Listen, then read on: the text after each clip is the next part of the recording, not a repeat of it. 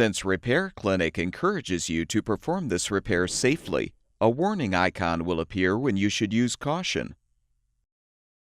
Before you replace the microwave oven door handle, be sure to unplug the power cord or shut off the power supply. Open the door and use a small flathead screwdriver to help detach the handle screw covers.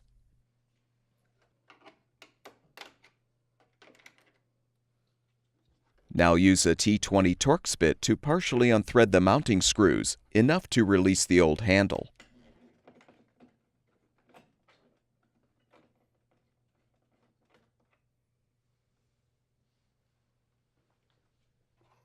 Before you install the new door handle, make sure the two insulators are in place.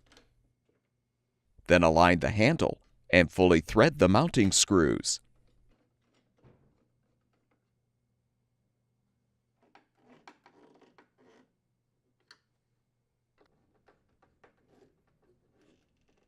Snap the screw covers into place.